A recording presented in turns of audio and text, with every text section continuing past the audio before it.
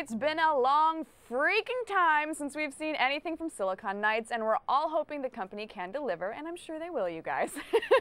I'm getting the look from the side here. A game as enjoyable as Eternal Darkness. So here's Too Human, SK's Xbox 360 exclusive action RPG. Let's take a look. Ryan Lavagetes, it is your turn. Hi, Dennis. How you doing? Great. Thanks for having us. Yeah, no problem. Welcome. So for those of us who don't know, tell us a little bit about Too Human, what it is, how it's set up. Too Human is a game where you play the cybernetic god Baldur, charged with the defense of mankind against an army of machines trying to wipe everyone out. And it's a really interesting game, unique in the fact that we infuse action with RPG. And it's a unique experience because you look at it, at first it looks like an action game, but when you play it, you realize it's a deep RPG. Fused together, it's an experience like no other. So I think gamers are really going to enjoy that quite a bit. I know story is really important to you guys, so tell us a little bit about the background of Too Human, a little bit about the mythology of the game. Yeah, it's Too Human is a retelling of Norse mythology from a cyclic history background. So imagine that the roots of Norse mythology really occurred 20,000 years ago in the sci-fi setting, and all that remains is this myth that we know today. So we're trying to tell that story from a very different perspective from the gamers, and I think they'll really enjoy it. So all the gods in the pantheon are there, all the monsters are machines, all the gods are cybernetically enhanced humans. So it's very, very different. So tell us a little bit about what we're seeing here. Walk us through some of the basic gameplay.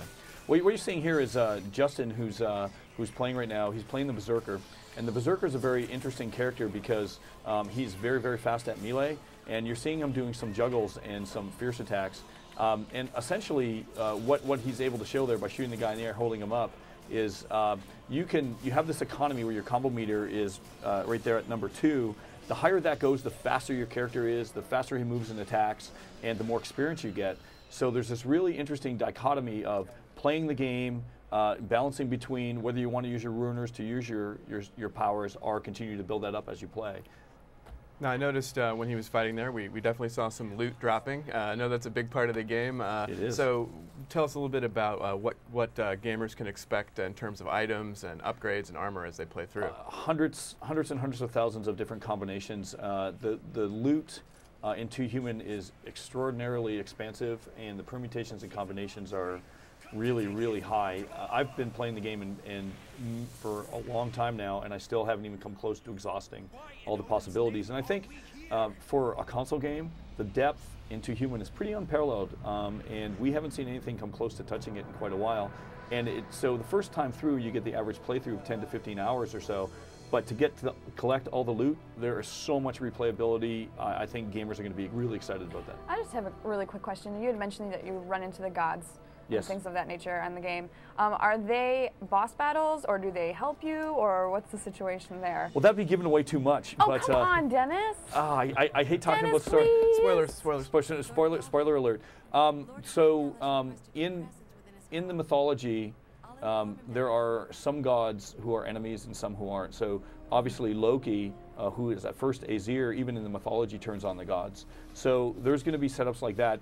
If you know a little bit of Norse mythology, you can really have a good understanding what's coming, but it doesn't give away, it's not necessary, and I really, just as much as I want to and want to talk about it, I love talking about it, we just don't like to give story spoilers away. All right, well, so as long as you would kind of slightly recommend that if you're going to play this, you don't have to go out and read a history book on it, but, maybe do a little research.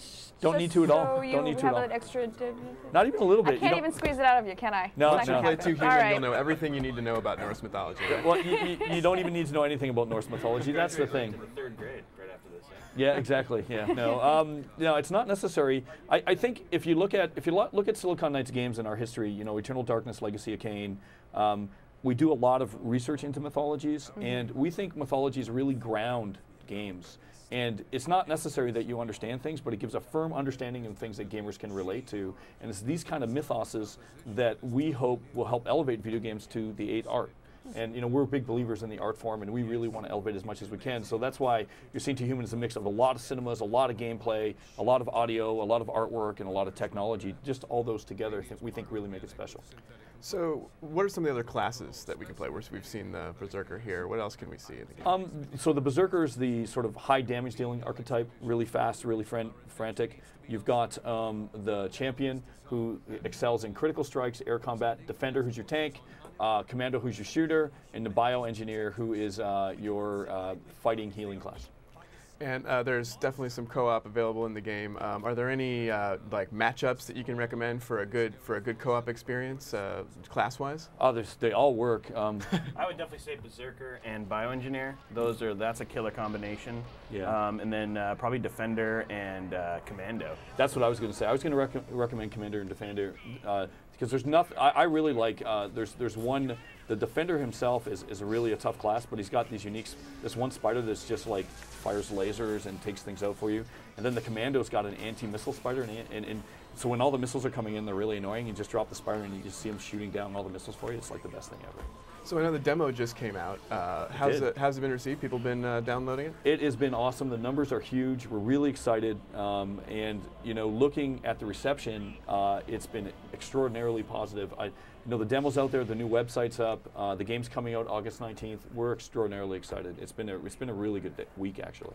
Oh, good. So do you have like a favorite item in the game, favorite weapon? Oh yeah, there's. I guess it's going to come down to me for the anti-missile spider. Actually, I really like that. That for me. That's one of the big ones. Now I know that I'd gotten some hands-on time with this, and you and I didn't necessarily get into a debate, but I had mentioned that the camera for me was a little bit, something that was hard for me to get used to, just because it was like almost semi-locked. What has the response been on the show floor for that? The response has generally been pretty good, and I equate the introduction of our camera system almost like automatic transmission. When automatic transmission was introduced into automobiles, a lot of people really didn't like it at first because they want that control, they want that exacting nature of it, but we're really strong believers of when you add camera control and you're doing combat at the same time, there's this level of complexity that just makes games harder. And once people understand how the camera works, it works like a radar.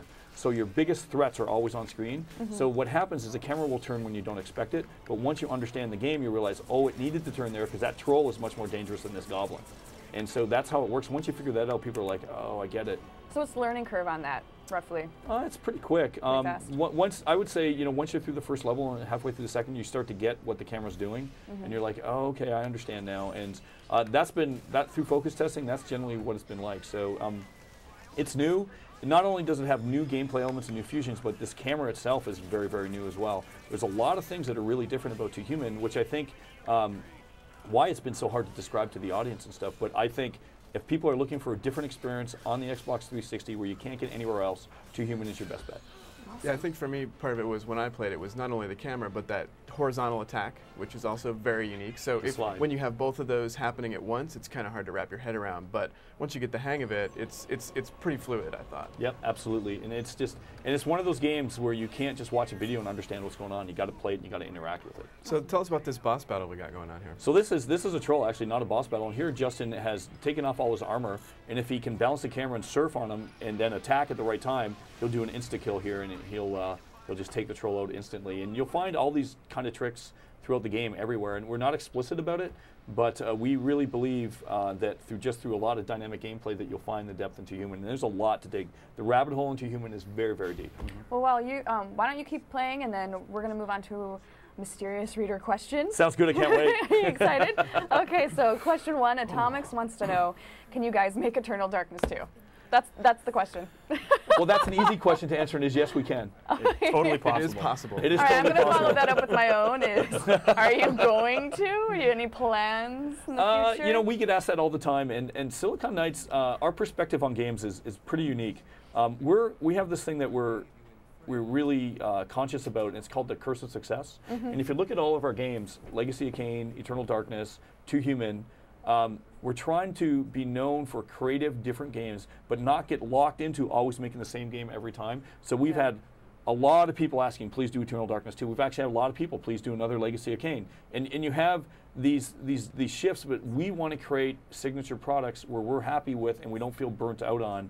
For a while we were known for horror, now we're going to be known for RPGs with 2 Human. And our next game that we haven't talked about yet is going to be totally different than anything else we've done as well.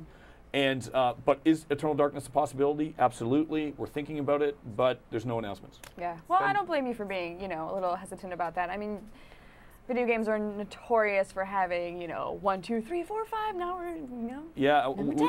We think it's a big problem with the industry, actually. Yeah, I think so too. Yeah, we want to stay creative as possible, so that's our goal. But Too Human planned as a trilogy, right? Absolutely. So we're definitely going to see another Too Human game. We are. The theme of the first game is discovery. The theme of the second game is revenge, and the theme of the third game is enlightenment.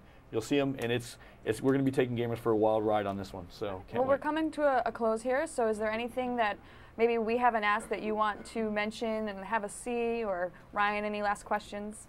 No, Jess asked my question. Oh, sorry. No, that was a good one. Thanks. Geez, I guess I'll just finish off Presents, with Dennis. What's that? Presents you want to give us in game. Presents. Well, I think the one thing that people are really we're gonna run a segment at some point. We're gonna make a little video, 10 things you don't know about Too Human, but the combat complexity is actually pretty high in Too Human. And when you see enemies with shields, if you do finishers, you'll take them out really quickly. And at first people think it's an action game, then they realize the depth of the RPG. Once you start combining those, it really is a true fusion. So when you pick up the demo and you're playing the demo, download it over Xbox Live.